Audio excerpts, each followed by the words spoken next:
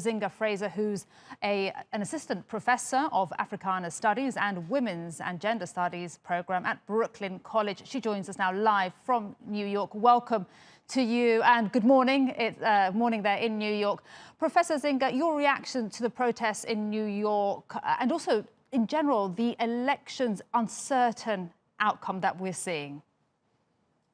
So I think the protests continue just as they did over the summer in terms of inserting and assessing the ways in which all people of different colors, of different races, of different ethnicities, and different age groups are protesting on the streets in regards to inequality.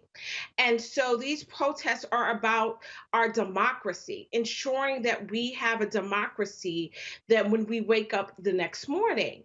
And so people are taking to the street to ensure that every vote is counted. Despite the outcome, it is important that we maintain what our democracy is about. And so that is why we see day in and day out people going to the street, activating their right not only to vote, but ensuring that their vote will be counted. Professor Zinga, if Joe Biden does become the 46th president of the United States, what will it take to bring a divided America together?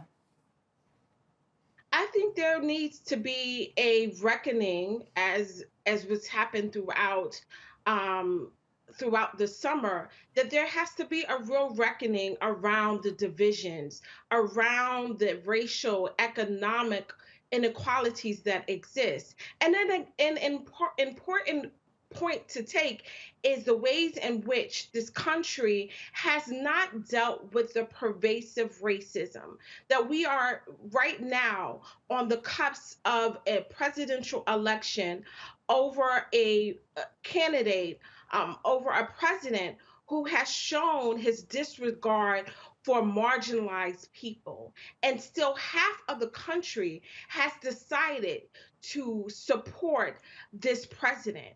And so there will have to come a time not only for people to come together, but for us to really understand what it meant to disenfranchise people, specifically of color, who stood on long lines to cast their vote. And this president continues to disenfranchise African American and brown voters, to say that their vote is not viable and it should be suppressed. And so what it requires us to do is to really take a look at ourselves as a country, to address the inequalities, to address the ways in which white supremacy is pervasive.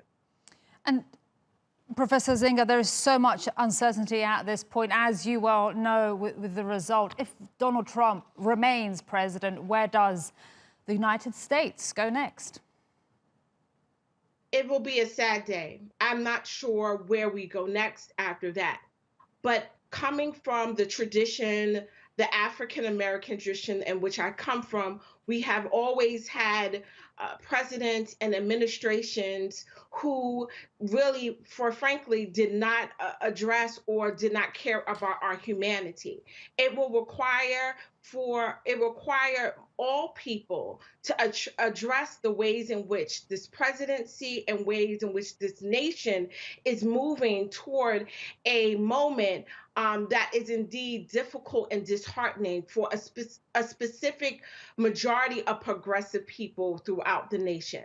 But I believe that despite what we see right now, that there is still a good moment, that Biden has gotten the record-breaking numbers.